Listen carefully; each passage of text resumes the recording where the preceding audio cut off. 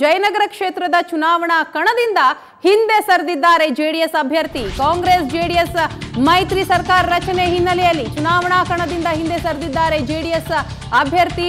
JDS ಅಭ್ಯರ್ಥಿ ಕಾಳೇಗೌಡ ಈಗ ಚುನಾವಣಾ ಕಣದಿಂದ ಹಿಂದೆ ಸರಿದಿದ್ದಾರೆ. ಕಾಂಗ್ರೆಸ್ ಜೆಡಿಎಸ್ ಮೈತ್ರಿ ಸರ್ಕಾರದ ಹಿನ್ನೆಲೆಯಲ್ಲಿ ಆಗಿರುವಂತಹ ಒಂದು ಬೆಳವಣಿಗೆ ಇದು.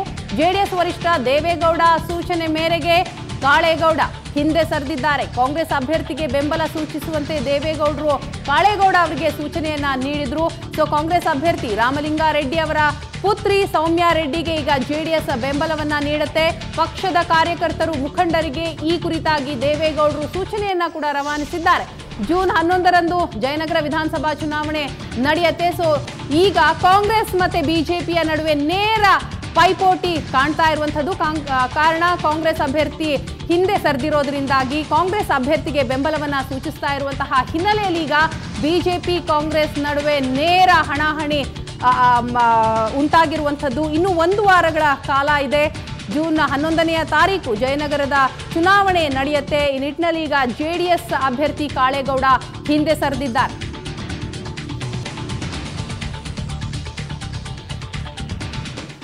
ಈಗ ಸ್ವತಃ ಕಾಳೇಗೌಡ ಅವರೇ ನಮ್ಮ ಜೊತೆ ಸಂಪರ್ಕದಲ್ಲಿದ್ದಾರೆ. ನಮಸ್ಕಾರ ಕಾಳೇಗೌಡ ಅವರೇ.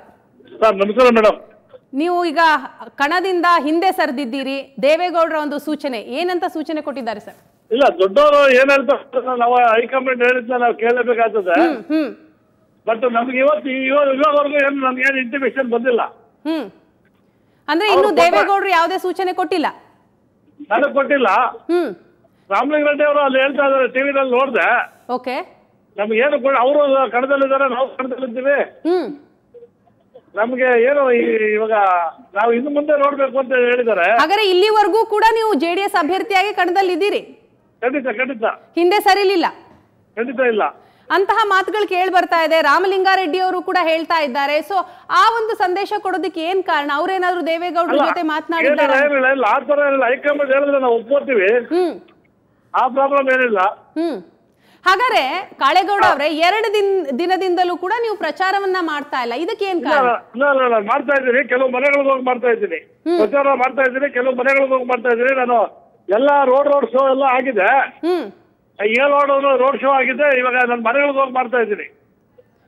ಓಕೆ, ಈಗ ಮೊದಲಿನಿಂದಲೂ ಕೂಡ ಕೇಳಿ ಬರ್ತಾ ಇರುವಂತಹ ವಿಚಾರ, ಇಲ್ಲಿ ಕಾಂಗ್ರೆಸ್ ಮತ್ತೆ ಬಿಜೆಪಿಯೇ ಒಂದು ನೇರ ಪೈಪೋಟಿಗೆ ಇಳಿದಿರುವಂತದ್ದು ಅಂತ. ಸೊ ಇದು ಕೂಡ ಏನಾದ್ರೂ ಮನಸ್ಸಿನಲ್ಲಿ ಇದೆಯಾ?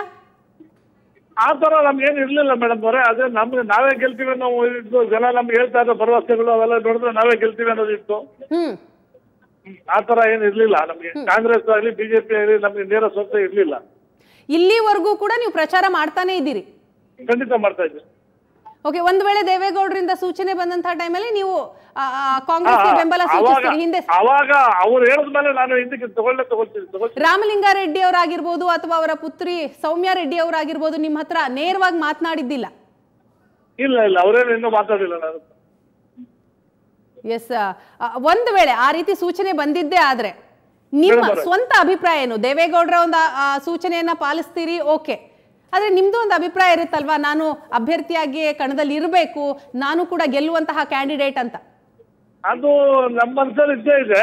ಆದ್ರೆ ದೊಡ್ಡವ್ರು ಹೇಳಿದ್ಮೇಲೆ ನಾವು ಕೇಳಲೇಬೇಕಾದ್ರೆ ಹೈಕಮಾಂಡ್ ಏನ್ ಡಿಸಿಷನ್ ತಗೊಳ್ತಾರೋ ಅದಕ್ಕೆ ನಾವು ಬದ್ಧವಾಗಿರ್ಬೇಕಾಗ್ತದೆ.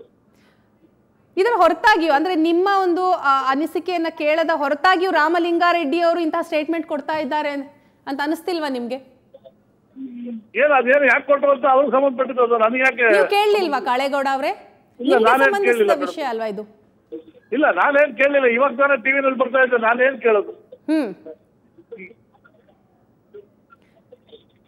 ಈಗ ತಾನೇ ಬರ್ತಾ ಇದ್ದೆ, ನಾನೇನ್ ಸಂಪರ್ಕ ಮಾಡ್ಲಿಲ್ಲ. ಓಕೆ, ನಿಮ್ಗೆ ಇದ್ರ ಬಗ್ಗೆ ಯಾವುದೇ ಒಂದು ವಿಚಾರ ಗೊತ್ತಿಲ್ಲ? ಇಲ್ಲ, ಇದೇನಾದ್ರೂ ನಮ್ಮ ಹೈಕಮಾಂಡ್ ಹತ್ರ ಮಾತುಕತೆ ಆಡಿದ್ರೆ ಅವ್ರೇನಾದ್ರು ಹೇಳಿದ್ರೆ ಅದಕ್ಕೆ ನಾನು ಬದ್ಧವಾಗಿರ್ಬೇಕು. ಅವರೇ ಹೇಳಿ ಅಂತ ಕಾಯ್ತಿರೋ ಅಥವಾ ನೀವು ಈಗಲೇ ದೇವೇಗೌಡರನ್ನ ಸಂಪರ್ಕ ಮಾಡುವಂತ ಪ್ರಯತ್ನ? ಕಾಣ್ತೀನಿ, ಇವತ್ತೇ ಹೋಗ್ತೀನಿ. ಈಗ ಬರ್ತಾ ಇದೆ, ಬಂದಿದ್ದೆ, ನಾನು ಏನ್ ಮಾಡ್ಬೇಕಂತ ಅಂತ ಕೇಳ್ತೀನಿ. ಇವತ್ತೊಂದು ಮೀಟಿಂಗ್ ಕರೆದಿದ್ದೀವಿ ನಮ್ಮ ಆಫೀಸಲ್ಲಿ.